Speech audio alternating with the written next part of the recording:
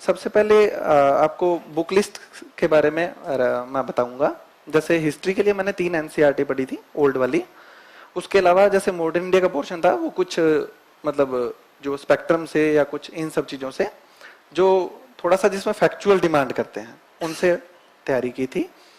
और उसके बाद में प्रीलिम्स में आता है अपने ज्योग्राफी का पोर्शन, उसके लिए एनसीईआरटी की थी। साथ में कुछ यूट्यूब से लेक्चर जैसे मृणाल के लेक्चर हैं वो सब मैंने किए थे। फिर पॉलिटिकल साइंस में मैंने लक्ष्मीकांत पढ़ी थी। और उसके अलावा कुछ टॉपिक्स होते हैं उनके लिए कुछ नोट्स जैसे करंट के हैं तो मैगजीन वगैरह हम पढ़ते हैं, वो सब चीजें कवर करते हैं। इकोनॉमिक्स के लिए मैंने यूट्यूब पे जो चैनल वगैरह है उनका सहारा लिया था। मृणाल की जो लेक्चर्स है ना वो पढ़े थे। और साइंस टेक के लिए मैंने करंट का पोर्शन पढ़ा था। पीटी 365 देखी होगी सबने, वो पढ़ी थी साइंस टेक के लिए। बहुत अच्छी आती है, मतलब उसमें से आपको काफी क्वेश्चन मिलते हैं और अगर नहीं मिलते तो इनडायरेक्टली आपको हेल्प करते हैं वो। तो पीटी का सिलेबस है। अब आपको करना क्या है, अब पहले तो मैं क्वेश्चन लगा के ये बात बोल देता हूं कि मेरी बातें हैं वो फाइनली आपको इम्प्लीमेंट नहीं करनी है। आपके टेम्परामेंट के हिसाब से आप कितना कवर कर पाते हैं उसके हिसाब से इम्प्लीमेंट करनी है, फाइनल नहीं है ये, ठीक है। क्योंकि मेरी स्ट्रेटजी है वो जरूरी नहीं है आप पे भी सही बैठे, ठीक है। तो आपको क्या करना है कि 2 सब्जेक्ट लेके चलने हैं दिन में, जो मैं करता था। दिन में 2 सब्जेक्ट लेके चलने से क्या होता है कि एक तो मोनोटोनस शेड्यूल होता है ना जब अपना एक आयामी, तो बोरियत महसूस होती है। जैसे सुबह से हिस्ट्री पढ़े एंशियंट एंशियंट एंशियंट, क्या यार ये आ रहा है, ये गुप्ता आ रहे हैं, चोल आ रहे हैं, वापस चोल आ गए, ये क्या सिस्टम है। तो क्या है कि परेशान हो जाता है। तो एक हिस्ट्री ले लो, उसके अलावा एक पॉलिटिकल साइंस ले लो। तो क्या है कि हिस्ट्री भी पढ़ रहे हैं, पॉलिटिकल साइंस भी पढ़ रहे हैं, तो दोनों में अच्छा लिंकेज बैठ जाता है। उसके अलावा ज्योग्राफी ले लो, तो ज्योग्राफी और हिस्ट्री लेंगे ना तो हिस्ट्री में जैसे कहाँ से अटैक हुए, गोलन दर्रा, खैबर दर्रा, तो हमें क्या आइडिया लगता है कि अच्छा यहाँ पे जगह थी इसलिए वो लोग आ गए। और आपके दिमाग में एक स्टोरी चलनी चाहिए, इसीलिए एनसीईआरटी पढ़ने का बोलते हैं। स्टोरी चलती है तो हमें आइडिया होता है कि कैसे लोग आए थे, है ना।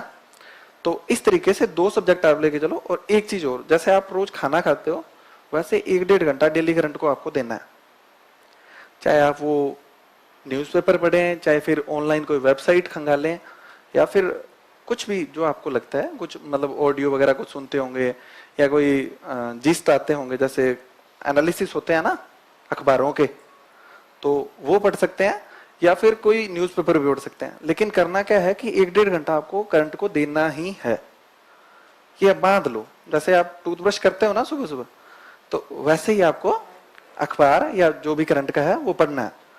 ये तो मतलब कंपल्सरी चीजें हैं जो आपको करनी है। 2 सब्जेक्ट लेके चलना है। और जब आप प्रीलिम्स की तैयारी स्टार्ट करें तो 2-3 महीने बाद में, जब आपने मतलब प्रीलिम्स की नहीं, जब आपने यूपीएससी की तैयारी स्टार्ट की 2-3 महीने बाद में आपका ऑप्शनल पता होना चाहिए कि आपको क्या लेना है। उसकी अगर आपको कोचिंग करनी है तो कोचिंग कर लो, और अगर नहीं करनी है तो सेल्फ आपको पूरा का पूरा तैयार करना है ऑप्शनल, है ना। क्योंकि ये मत सोच के बैठना कि प्रीलिम्स के बाद में ऑप्शनल डिसाइड करेंगे और उसको तैयार करेंगे, इतना टाइम नहीं मिल पाएगा प्रीलिम्स के टाइम पे, है ना। तो ऑप्शनल प्रीलिम्स से कम 3 या 4-5 महीने पहले तक आपका एक बार कवर होना चाहिए। उसके सिनॉप्सिस वगैरह जो भी आप बनाते हो वो सारे तैयार होने चाहिए, है ना। तो ये सब करके फिर आप डेली के 2 सब्जेक्ट लेके चलो। प्रीलिम्स के लिए नोट्स मैं तो नहीं बनाता था, क्योंकि प्रीलिम्स के लिए नोट्स कितने बनाएंगे। प्रीलिम्स में कहीं से भी पूछ सकते हैं ना, कोई अंत थोड़ी है प्रीलिम्स का। तो प्रीलिम्स के लिए नोट मैं नहीं बनाता था। अगर किसी को लगता है कि उसे बनाने चाहिए तो टाइम बहुत ज्यादा लगेगा, बना सकता है, मैं बाइंड नहीं कर रहा किसी को। लेकिन प्रीलिम्स के लिए नोट्स नहीं बनाया जाए तो ही ठीक है ना।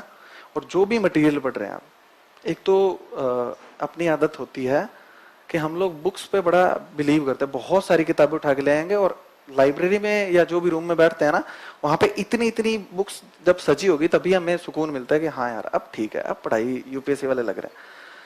तो ये बहुत ही गलत चीज है। बुक्स लेके आओ आप बहुत ही कम। एक तो सारी एक साथ मत लेके आओ कि सारे सब्जेक्ट एक साथ ले और पढ़नी स्टार्ट कर दी। वो बर्डन फील होता है कि इतनी सारी बुक्स है कैसे कंप्लीट होगी। आपने ज्योग्राफी स्टार्ट किया, ज्योग्राफी की बुक्स लेके आओ या नोट्स लेके आओ, आपकी कोचिंग के हैं तो उनको कंप्लीट करो पहले। और एक रीडिंग मारते ही दोबारा दूसरी रीडिंग मारो, क्योंकि एक रीडिंग मार के आपने पॉलिटी उठा ली, 15 दिन पॉलिटी में दिए, ज्योग्राफी खत्म, है ना। आंसर लिखने की जरूरी नहीं है। आप क्वेश्चन लिख लोगे ना तो जब दूसरी रीडिंग या तीसरी रीडिंग करोगे ना तो उन क्वेश्चन के बिहाफ से आप उस बुक को पढ़ रहे होगे। और अगर आपने 40 क्वेश्चन एक बुक में से बना लिए तो मुझे नहीं लगता कि मतलब आपकी वो बुक लगभग 60-70% तैयार हो जाएगी। तो ये सबसे बड़ा है कि आप जब भी कोई किताब पढ़ो तो एक क्वेश्चन मार्क आपके दिमाग में रहना चाहिए। ठीक है, 2 सब्जेक्ट आप दिन में कर रहे हो, जितने भी टाइम लगे उसको दोबारा पढ़ो, क्योंकि हमारा टारगेट ये नहीं है कि हमें सारी किताबें कंप्लीट करनी है, हमारा टारगेट ये है कि हमें जितना पढ़ना है ना उसको अच्छे से पढ़ना है। प्रीलिम्स में 100 क्वेश्चन किसी को नहीं आते, है ना, सारे